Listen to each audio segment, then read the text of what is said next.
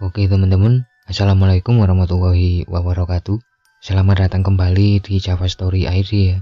Semoga kita semua selalu diberi kesehatan dan dilimpahkan rezekinya oleh penguasa alam.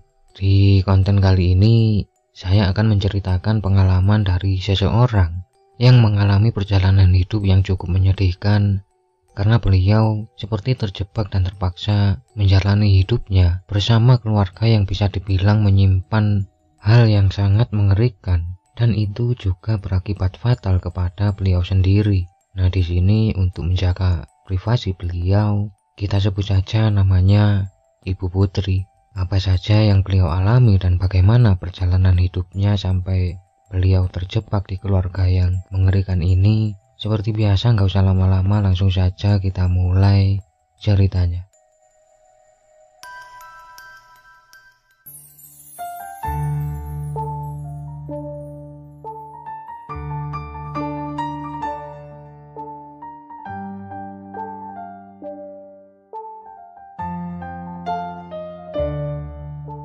Kisah ini berawal dari akhir sekitar tahun 80-an. Saat itu Putri yang masih berusia 14 tahun harus merelakan kepergian ayahnya yang meninggal setelah mengalami kecelakaan saat bekerja di ladang. Semenjak kepergian ayahnya, hidup Putri dan ibunya yang sebelumnya sudah cukup susah jadi makin bertambah susah karena kehilangan kepala keluarga yang selama ini menopang kehidupannya dan ibunya. Mereka berdua saat itu bertahan hidup hanya dari menjual jasa mencarikan rumput untuk ternak dari tetangga-tetangganya, yang kadang kalau rumput yang mereka cari seharian ini dirasa kurang atau tidak bagus, seringkali mereka tidak dibayar sama sekali. Putri dan ibunya juga seringkali puasa atau hanya minum air putih saja seharian kalau memang benar-benar nggak ada uang sama sekali. Dan hal itu harus terus mereka berdua alami sampai Putri berusia hampir 18 tahun, karena memang mereka masih tinggal di desa yang sangat jauh dari perkotaan. Jadi untuk mencari pekerjaan lain atau untuk mikirin usaha apa gitu sangat susah untuk mereka. Singkat cerita, sore itu saat Putri lagi nyari rumput seperti biasanya, secara tidak sengaja Putri bertemu dengan Sabto, seorang pemuda berusia sekitar 25 tahun yang memang menurut kabar yang beredar, Sabto dan keluarganya memang orang baru di sana, baru pindah dari kota. Dan saat mereka bertemu sejak awal memang Sabto terlihat tertarik dengan Putri. Mereka pun akhirnya berkenalan dan bisa dibilang mulai berteman sejak saat itu. Dan makin lama hubungan mereka pun makin dekat, sampai suatu malam Ibu Putri bilang ke Putri atau tanya gitu, "Put, kamu ada hubungan apa sama Sabto? Seluruh desa lagi ngomongin kalian. Tolong jaga dirimu, Nduk. Kalau memang kalian sama-sama suka, suruh Sabto datang menemui ibu. Tapi kalau tidak, ya kamu jangan terlalu dekat. Ibu nggak enak sama tetangga, apalagi Sabto itu anak orang kaya, nanti malah jadi omongan macem-macem." Nah, mendengar itu Putri sama sekali nggak bisa jawab apa-apa. Dia cuma hanya nunduk aja. Esok harinya Putri pun langsung bilang ke Sabto tentang pesan ibunya semalam. Dan di situ Putri bisa dibilang cukup lega mendengar jawaban Sabto kalau dia mau datang ke rumah Putri untuk menemui ibunya. Tapi sebelum itu Sabto minta ke Putri untuk ikut dia dulu ke rumahnya untuk dikenalkan ke keluarganya. Dan mereka pun sama-sama sepakat saat itu. Singkat cerita, sore harinya sekitar sehabis asar, Putri yang sudah siap-siap akhirnya berangkat ke lapangan tempat dia biasa ketemu sama Sabto. Yang saat Putri sudah nyampe, ternyata Sabto sudah menunggunya di sana. Nah, saat itu perasaan Putri benar-benar campur aduk antara senang, khawatir, dan takut karena dia nggak tahu akan seperti apa tanggapan dari keluarga Sabto. Apalagi selama ini keluarga Sabto memang dikenal sangat tertutup ya, dan jarang sekali terlihat di desa. Mereka pun jalan saat itu menuju ke rumah Sabto dan gak terasa ternyata mereka sudah tiba di depan rumahnya. Sabto akhirnya mengajak Putri masuk ke rumahnya untuk pertama kalinya. Dan saat itu Hal pertama yang dirasakan oleh Putri, rumah Sabto yang luar biasa besar ini justru terasa kosong dan sedikit menakutkan. Sedikit gelap, ditambah lagi banyaknya barang-barang tua yang dipajang di dalamnya menambah kesan seram di rumah itu. Nah, saat itu orang pertama yang menyambut Putri adalah Ibu Sabto sendiri, yang menurut Putri, meski penampilannya biasa aja tapi terkesan agak pucat gitu. Ibu Sabto saat itu menyambut Putri dengan tangan terbuka yang membuat hati Putri cukup lega. Dan gak lama kemudian keluar juga kakak-kakak Sabto bersama anak dan istrinya yang juga menyambut kedatangan Putri dengan baik. Putri saat itu merasa benar-benar lega melihat sambutan baik di seluruh keluarga Sabto. Mereka pun makan-makan saat itu sambil ngobrol.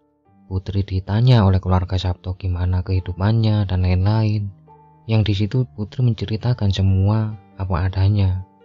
Dan ternyata keluarga Sabto sama sekali tidak keberatan dengan keadaan Putri yang memang gak punya apa-apa gitu. Yang tentu itu menjadi angin segar untuk Putri. Acara makan-makan pun selesai dan di situ Sabto juga minta izin untuk datang ke rumah Putri hari itu juga. Keluarga Sabto pun mendukung niat Sabto dan mereka akhirnya berpamitan ya. Nah, saat itulah Putri ini seperti baru menyadari kalau anak-anak dari kakak-kakaknya Sabto ini semua kok dalam kondisi yang bisa dibilang kurang sempurna. Ada 4 orang anak saat itu di sana dan semua dalam kondisi yang mirip seperti itu, tapi Putri nggak berani tanya ke Sabto ya. Malam harinya sekitar sehabis Isya, mereka berdua pun tiba di rumah Putri. Nah, saat itu ibu Putri juga menyambut Sabto dengan baik. Mereka kemudian ngobrol dan di situ Sabto mengutarakan niatnya untuk serius dengan Putri. Sebenarnya ibu Putri sempat terlihat ragu mengingat jauhnya perbedaan antara keluarganya dan keluarga Sabto. Tapi Sabto meyakinkan ibu Putri kalau keluarganya sama sekali tidak ada masalah dengan apapun keadaan Putri. Dan hal itu akhirnya membuat lega ibu Putri yang juga merestui hubungan mereka berdua. Singkat cerita, setelah 3 bulan berlalu sejak malam itu, Putri dan Sabto pun mantap untuk mulai merencanakan dan menyiapkan pernikahan mereka. Selama 3 bulan itu mereka berdua juga rutin bergantian untuk ke rumah keluarga masing-masing. Putri sering ke rumah Sabto dan begitu juga sebaliknya, sampai akhirnya pelan-pelan Putri mulai merasakan ada sedikit kejanggalan di rumah dan di keluarga Sabto. Entah kenapa Putri ngerasa meski dia sering ke sana dan ngobrol sama keluarganya, tapi tetap aja kesannya mereka ini sangat tertutup. Kakak-kakak Sabto dan anak istrinya juga terlihat sangat takut dengan ibunya, yang takutnya ini menurut Putri takut yang nggak wajar gitu. Putri juga mulai bertanya-tanya soal anak-anak dari kedua kakak Sabto yang keadaannya ini kok sama persis gitu loh. Fisiknya kurang sempurna, kurus kering, dan gak bisa berkomunikasi sama sekali. Padahal mereka ini dari 2 keluarga dan orang tua yang berbeda. Putri mikir kalaupun keadaannya memang harus seperti itu, tapi kok bisa sama persis semua. Sabto pun sama, dia selalu marah ketika ditanya soal kemana ayahnya. Sabto cuma menjawab ayahnya ini pergi gak tahu kemana. Akhirnya di bulan ke-5 mereka pun melaksanakan pernikahan mereka. Tapi anehnya 1 hari sebelum hari pernikahannya, entah kenapa Putri merasakan keraguan yang sangat besar. Padahal mereka sama sekali nggak ada masalah. Bahkan Putri sempat berniat untuk kabur, tapi dia juga nggak tahu kenapa dia ngerasa kayak gitu. Ditambah lagi Putri yang secara tiba-tiba mimpi, dan di dalam mimpinya itu Putri melihat sosok almarhum ayahnya yang berdiri di depannya dan menatap muka Putri ini dengan raut wajah yang kayak marah gitu loh. Tapi di sisi lain, Putri juga nggak mau membuat ibunya malu dan pernikahan pun akhirnya terjadi esok harinya. Pernikahan itu digelar dengan acara yang sangat megah. Maklum saja keluarga Sabto memang dikenal sangat kaya. Berbagai pertunjukan juga digelar saat itu mulai dari wayang, orkes, dan lain-lain. Dan pesta itu berlangsung selama 2 hari 1 malam.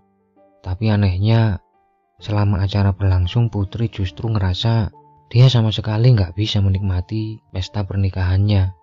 Putri sama sekali nggak bisa merasakan kebahagiaan sedikit pun seperti sebelumnya. Hati Putri terasa kosong dan yang ada di pikiran Putri hanya ingatan soal tatapan marah dari almarhum ayahnya. Tapi Putri juga nggak tahu harus gimana. Setelah pesta selesai digelar, Putri pun menjalani hari barunya sebagai seorang istri dengan harapan dia bisa memperbaiki kehidupan ibunya dan berbakti sama suaminya. Putri saat itu memang tinggal di rumah Sabto, tapi setiap hari dia selalu pulang untuk melihat keadaan ibunya. Tapi secara tiba-tiba, Putri harus menerima kabar yang menyedihkan tepat 1 minggu setelah pernikahannya. Saat ibu Putri secara tiba-tiba ditemukan meninggal tanpa sebab yang jelas. Tentu Putri syok dan tidak bisa menerima hal itu. Ditambah lagi beberapa tetangga ada yang bilang kalau ada yang aneh dengan jasad ibu Putri karena di beberapa bagian tubuhnya seperti ada bekas-bekas luka bakar. Tapi setelah dimandikan entah bagaimana luka bakar itu lenyap. Nggak ada bekasnya sama sekali. Sejak saat itu, selama hampir 3 bulan Putri ini seperti kehilangan semangat hidup walau dia selalu berusaha dihibur oleh Sabto suaminya. Dalam benak Putri selalu bertanya-tanya apa yang sebenarnya terjadi dengan ibunya. Ditambah lagi Putri yang mulai gak nyaman tinggal di rumah Sabto karena hampir tiap malam anak-anak dari kakak Sabto selalu teriak-teriak dan mengerang tanpa sebab. Putri seringkali bertanya-tanya kenapa orang tua mereka ini gak berusaha nenangin anaknya atau seenggaknya membawa anaknya ke dokter untuk diperiksa. Mereka malah sibuk kesana kemari menghambur-hamburkan uang tanpa peduli kepada anak-anaknya. Singkat cerita, setahun pun berlalu. Putri yang sudah nggak tahan akhirnya bilang ke Sabto minta untuk pindah aja ke rumah ibunya. Tapi Sabto justru marah ke Putri dan hal itu memicu pertengkaran besar di antara mereka berdua. Putri juga bertanya-tanya kenapa selama setahun menikah Sabto sama sekali tidak pernah menyentuhnya. Tapi Sabto justru makin marah dan mengusir Putri tanpa memberi jawaban yang jelas. Putri pun keluar saat itu juga dari rumah Sabto dan pulang ke rumah ibunya sendirian. Dan sesampainya di sana, Putri hanya bisa menangis meluapkan seluruh rasa sakitnya itu. Tapi sesuatu seperti mulai menyadarkan Putri. Hal itu diawali dari malam pertama Putri menginap di rumah ibunya. Saat Putri bangun karena mendengar azan subuh, Putri seperti baru menyadari. Baru kali ini dia bisa mendengar suara azan dengan jelas. Putri bingung karena selama dia tinggal di rumah Sabto, dia sama sekali tidak ingat dengan sholat dan nyaris tidak pernah mendengar suara azan. Padahal sebelum menikah, Putri sama sekali tidak pernah meninggalkan sholatnya, tapi kenapa saat dia di rumah Sabto justru seperti nggak pernah ingat soal itu. Ditambah lagi, Putri juga mulai menyadari kalau emang banyak sekali kejanggalan-kejanggalan dari keluarga Sabto. Soal ibunya yang seringkali terdengar ngomong dan nembang sendiri di kamarnya. Kakak-kakak Sabto yang kadang bertingkah aneh, seolah-olah nggak kenal sama Putri. Anak-anak dari kakaknya yang tingkah lakunya seperti bukan manusia dan banyak lagi yang lain yang anehnya. Kok baru saat itu Putri menyadarinya. Sementara selama dia tinggal di sana, semua kok terlihat dan terasa biasa aja bagi Putri. Sampai akhirnya setelah sekitar 1 minggu Putri tinggal sendiri di rumah ibunya, secara tiba-tiba Sabto datang dan mengetuk pintu rumahnya. Dan begitu Putri buka pintunya, Putri kaget melihat keadaan Sabto yang saat itu pucat dan terlihat sangat kebingungan. Sabto pun saat itu tanpa ngomong apa-apa langsung narik Putri dan diajak masuk mobil, lalu mereka pun berangkat dengan buru-buru entah kemana. Sabto saat itu cuma bilang, tolong kamu jangan tanya apa-apa dulu, biarin aku fokus nyetir. Nah saat itu meski Putri bingung dan takut, dia akhirnya diam dan ngikut aja kemanapun Sabto pergi tanpa berani tanya. Melihat keadaan Sabto yang kayak gitu ya, mereka terus saja jalan saat itu dan menurut Putri ini lama banget, hampir seharian penuh karena baru sekitar jam 5 sorean Sabto akhirnya membelokkan mobilnya ke salah satu rumah dan mereka baru turun. Sabto pun ngajak Putri masuk ke rumah itu dan gak lama ada seorang ibu-ibu tua yang nganter makanan ke sana. Mereka berdua kemudian makan saat itu dan masih sama-sama diem-dieman. Sampai akhirnya selesai makan, disitulah Sabto memulai percakapan. Sabto saat itu secara tiba-tiba meminta maaf dengan bergelimang air mata ke Putri, tapi anehnya Sabto bilang dia minta maaf karena sudah menjadikan Putri istrinya. Tentu Putri bingung mendengar itu, mengingat mereka ini emang sama-sama suka sejak awal, dan minta penjelasan ke Sabto. Dan saat itulah Sabto mulai menceritakan semua kenyataan yang akhirnya membuat Putri benar-benar kaget, takut, kecewa, semua campur aduk jadi satu. Sabto pun menceritakan semua tentang keluarganya. Jadi menurut Sabto, dulu keluarganya ini emang benar-benar miskin, bahkan sampai sempat tinggal di kolong jembatan dan mencari makan dari mengais sampah gitu. Ayah Sabto yang juga menanggung 3 anak termasuk Sabto, akhirnya nggak tahan dengan keadaan itu sampai secara tiba-tiba dia menghilang, meninggalkan istri dan ketiga anaknya. Di tengah-tengah duka dan kebingungan itu, ibu Sabto yang sudah kehabisan cara akhirnya menjalani pekerjaan sebagai perempuan malam agar bisa terus menghidupi ketiga anaknya. Selama beberapa tahun pekerjaan itu terus dijalani ibunya sampai Sabto menjelang remaja ya. Nah saat itu keadaan ekonomi mereka memang nggak seburuk sebelumnya. Mereka berhasil membeli rumah petak yang sangat kecil untuk mereka tinggal. Sampai suatu hari pagi itu, Ibu Sabto membawa banyak sekali barang belanjaan dan kebutuhan pokok. Dan dia cuma bilang ke anak-anaknya, ini untuk makan kalian beberapa hari karena ibu nggak ada keperluan di luar kota. Ibu Sabto pun berangkat saat itu juga entah kemana, meninggalkan Sabto dan kedua kakaknya. Sampai akhirnya setelah 11 hari ibunya pergi, tiba-tiba dia pulang dan langsung menjemput mereka bertiga yang saat itu di luar dugaan Sabto. Ibu mereka ternyata sudah membeli rumah yang sangat mewah di pusat kota yang tentunya luar biasa mahal harganya. Tapi mereka ini tinggal di sana hanya beberapa bulan yang kemudian Ibu Sabto ini menjual rumah itu dan pindah ke desanya Putri dan membangun lagi rumah yang lebih mewah dari sebelumnya. Nah anehnya ketika ditanya dapat uang dari mana, Ibu Sabto ini sama sekali tidak mau menjawab. Nah sejak saat itu hidup keluarga Sabto pun berubah 180 derajat. Mereka punya segalanya, bahkan kedua kakak Sabto juga diberi modal yang cukup besar oleh ibunya yang kemudian mereka sukses membuka usaha di mana-mana.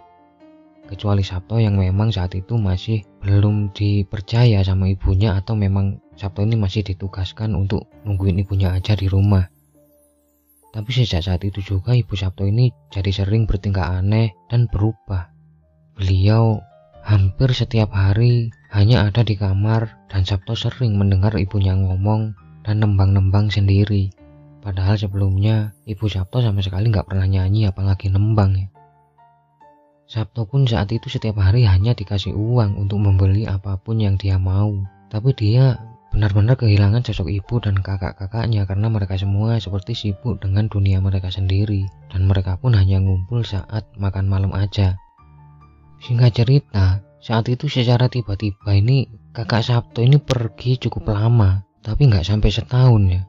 Sampai akhirnya mereka tahu-tahu kembali ke rumah Sabto dan sudah membawa istri dan anaknya yang menurut Sabto itu sangat aneh. Karena kok bisa mereka pergi, gak bilang-bilang mau kemana dan pulang-pulang membawa anak yang udah sebesar itu. Dan anehnya kondisinya ini kok gitu semua gitu. Nah sejak saat itu kakak-kakak Sabto ini jadi sering dipanggil ibunya ke kamarnya dan mereka bisa sangat lama di dalam sana, bahkan sampai berhari-hari. Sikap mereka juga mulai berubah ke Sabto, bahkan mereka seperti nggak saling kenal gitu satu sama lain. Nah Sabto ini sebenarnya sudah curiga sejak saat itu dan bertanya-tanya kenapa kok keluarganya ini jadi kayak gitu, kok aneh banget gitu loh. Ditambah lagi dari mana ibunya dapat uang kalau hari-harinya ini hanya dihabiskan di dalam kamar. Sampai puncaknya adalah saat kedua kakak Sabto bilang ke Sabto untuk minta Sabto ngurusin anak-anaknya ini secara penuh karena mereka udah nggak mau lagi gitu, kayak nggak mau peduli gitulah. Mereka sibuk dengan dunianya sendiri. Nah, disitulah Sabto mulai menyelidiki apa yang sebenarnya ibu dan kakak-kakaknya ini lakukan. Tapi berkali-kali Sabto coba mencari tahu, selalu gagal karena selalu diganggu oleh anak-anak dari kakak Sabto. Sampai akhirnya suatu malam Sabto akhirnya berhasil menyelinap dan menguping ke kamar ibunya saat semua memang sedang ada di sana. Dan dari situ Sabto sangat syok dan kaget karena baru mengetahui fakta bahwa selama ini ternyata ibu Sabto telah melakukan ritual pesugihan dengan tumbal anak cucunya untuk dikorbankan. Dan ternyata selama ini anak-anak dari kakak-kakaknya Sabto, dari apa yang dia dengar, itu bukan benar-benar anak mereka karena anak-anak mereka yang asli memang telah ditumbalkan dan digantikan oleh makhluk yang entah itu makhluk apa, dan karena itulah keadaan anak-anak itu sama semua. Nah, ibu Sabto ini memang sengaja menyuruh kakak-kakaknya untuk menikah di luar pengetahuan Sabto dan membawa anaknya ketika udah agak besar ke rumah hanya untuk menutup kecurigaan dari orang luar. Mereka semua seperti sama sekali tidak menyesali perbuatan mereka. Sampai akhirnya Sabto mendengar ibunya ngomong kalau nanti anak-anak Sabto pun akan ditumbalkan dengan atau tanpa persetujuan dari Sabto. Yang ketika mendengar itu, seketika badan Sabto lemas dan hampir aja pingsan. Sejak saat itu Sabto akhirnya memutuskan untuk tidak menikah sampai secara tiba-tiba Sabto bertemu Putri dan tidak mampu menahan perasaannya kepada Putri. Itu juga alasan kenapa selama mereka menikah, Sabto sama sekali tidak pernah menyentuh Putri, karena dia nggak rela anak-anaknya nanti juga akan menjadi tumbal keserakahan ibu dan kakak-kakaknya. Mendengar semua cerita Sabto seketika itu, Putri syok dan akhirnya dia pingsan. Entah berapa lama Putri pingsan sampai saat dia sudah sadar, ternyata Sabto sudah tidak ada di sana. Dan Sabto ini hanya meninggalkan sejumlah uang, surat sertifikat rumah atas nama Putri, dan surat cerai yang nggak tahu gimana sudah ditandatangani juga oleh Putri. Dan ada juga selembar surat yang isinya Sabto minta maaf karena sudah menjadikan Putri istrinya. Dia terpaksa menceraikan Putri demi keselamatannya. Sabto juga memastikan semua uang dan rumah yang diberi Sabto ke Putri itu hasil kerja kerasnya sendiri, bukan uang dari ibunya. Dan Sabto sangat melarang Putri untuk menemuinya lagi karena itu akan membahayakan mereka berdua. Nah, saat itu Putri hanya bisa menangis menyesali semua yang dia alami. Apalagi saat dia membaca baris terakhir dari surat yang ditulis oleh Sabto yang mengatakan bahwa Sabto merasa kematian dari ibu Putri ini ada hubungannya dengan keluarganya, tapi dia nggak bisa menemukan bukti apa-apa. Di situ Putri ini nggak cuma kehilangan orang tua, dia juga harus kehilangan suami yang sangat dia cintai. Selama beberapa waktu, Putri hanya mengurung diri di rumah. Sampai akhirnya dia mendengar kabar kalau rumah keluarga Sabto kebakaran hebat dan mereka semua tidak ada yang selamat. Yang menambah pedih perasaan Putri karena dia akhirnya tidak bisa bertemu lagi dengan Sabto. Dan sampai detik ini pun ibu Putri masih tinggal di rumah yang sama sendirian. Beliau bilang ke saya kalau beliau memang tidak mau menikah untuk menghormati pengorbanan Sabto. Ibu Putri juga bilang ke saya sampai detik ini pun luka-luka itu masih terasa sama sakitnya seperti dulu.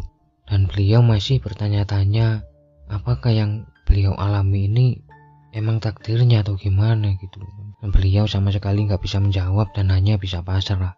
Mendengar cerita ibu Putri ini saya kayak ngerasa bersalah gitulah. Kenapa saya harus ibaratnya tanya atau minta diceritakan pengalaman dari beliau, karena saya sebelumnya juga nggak tahu pengalamannya ini segitu mengerikannya gitu. Dan di sini saya ucapkan terima kasih yang sebesar-besarnya kepada ibu Putri yang dengan rela mengorek kembali lukanya hanya untuk menceritakan itu kepada saya dan tentunya kepada kalian semua. Tentu itu sangat berat untuk beliau. Semoga pengalaman dan kisah hidup dari ibu Putri bisa memberi kita pelajaran agar kita tidak melakukan hal-hal nekat yang akibatnya akan dirasakan oleh banyak orang. Semoga Ibu Putri dan kita semua selalu diberi kesehatan dan dilimpahkan rezekinya. Sampai ketemu di kisah-kisah selanjutnya, tetap sehat dan salam Rahayu.